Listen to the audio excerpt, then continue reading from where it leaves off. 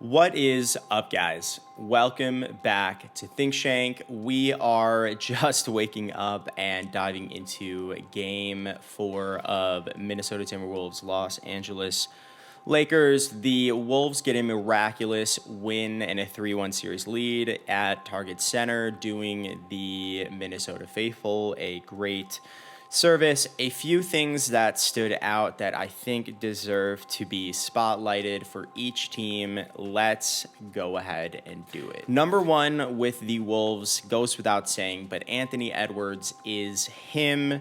Maybe the best, most complete game I have seen from Ant, and by that I mean the toggling between not just on ball, off ball, but I am going to solve your defensive Rubik's Cube, make the right plays sprinkled throughout the game, and then flip the Donovan Mitchell switch to effectively out-execute your two generational superstars. 43 points, 9 rebounds, 6 assists, virtually a triple-double, 1 block, 12 of 23 shots, 52% from the floor, 5 of 10 from 3, got to the line 17 times, and then, of course, 1 single turnover. That's insane. Obviously, to me, the 17 free throw attempts is bonkers, considering the previous game he had 0, 6 assists, just 1 turnover. Ant now has just 6 turnovers in all 4 playoff games against the formidable Lakers defense that had such buzz going into the postseason. Obviously, the 16 points alone in the clutch deserve all of the credit in all of the storylines coming out of this game, as far as face the league, who is Ant, where does he sit among his peers at the top of the food chain. But as he will be the first to point out, his role players arrived just in time. Nas coming in the fourth quarter. He is now, I believe, only missing 2 field goals or something in all 4 fourth quarters, hitting 2 massive threes. Devo with a very late and 1. Jaden's rebounding throughout the quarter, as well as a huge and 1 down the stretch. Enormous momentum plays, and especially considering the tired, older, less athletic Lakers that they were going up against, these are kind of backbreaking in a more magnified way. Randall, especially in this game, I want to hone in on this more at some point. His ability right now to, 1, go off ball and toggle on ball just feels incredibly better from what most of us probably remembered, not even just thinking about the playoff woes in the past. Also, when he is off ball, the willingness to do the quote dirty work, very consistent. Rebounding, boxing out, drawing fouls, and pushing the pace. Most of these things, they have been mentioned in the post games, but jumps off of the screen when you watch these games. It just feels like there's so much intentionality and dedication towards these kinds of non-scoring highlight kind of plays, slowing down the flow of the offense, and then doing his dribble dance stuff, all of the things we're used to.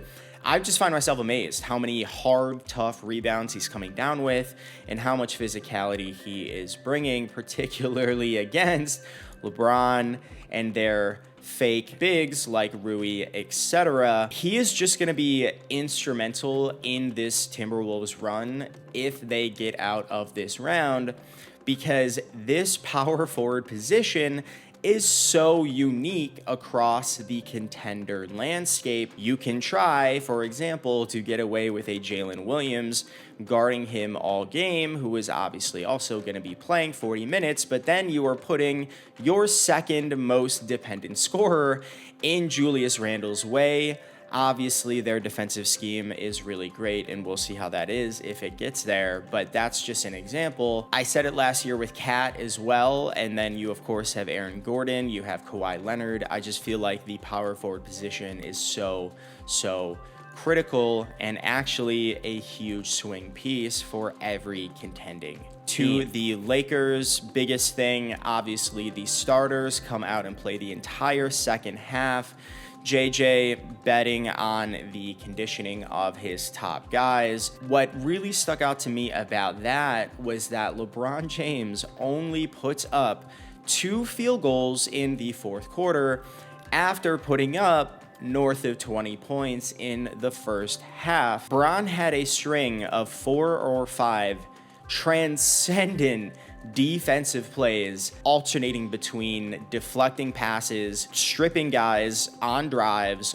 blocks in succession in the fourth quarter, clearly committing all of his energy and mental focus towards that end, nudging Luka Doncic to be the guy to step up and into that closing killer role that, of course, Luka wasn't able to, going just 1 for 6 down the stretch, obviously getting to the line a little bit, but Luka did not possess the type of fire and edge that everybody would expect. That's what I mean when I say, yeah, sure, the whole conditioning issue, deciding to go with all 5 starters for the last 24 minutes. Anthony Edwards did the same thing. Julius Randle basically did the same thing. What really stood out to me was the role reversal and the roles overall that the Lakers' top 2 guys flip-flop between and then took on as the game reached its conclusion. LeBron is going to be the defensive quarterback, channeling all of his superhuman athleticism towards quick stops and strips, culminating in, of course, that last play on Anthony Edwards that needed the super top secret Zapruder film bird's eye view camera angle that nobody knew we even had until these playoffs. That single challenge call could have actually swayed the game quite significantly. And then Luka Doncic, of course, is going to be the closer, the Ricky Bobby. That is why I say LeBron James has still got it. Strong scoring in the first half using his physicality. Not gonna get into the volume of free throws. It did feel like most of them were pretty accurate. It was just tonight's whistle was going to be honoring some of those, I don't want to say touch fouls, but maybe lighter ones. And then you fast forward to Q4, the defensive focus later on, 3 blocks, 2 steals in the fourth quarter alone. I think all of them were in consecutive possessions, or maybe there was one breaking them up. But there was a stretch where I felt like I was watching a defensive player of the year candidate. Timely plays and reads defensively, just interrupting passes, getting onto guys without them expecting it.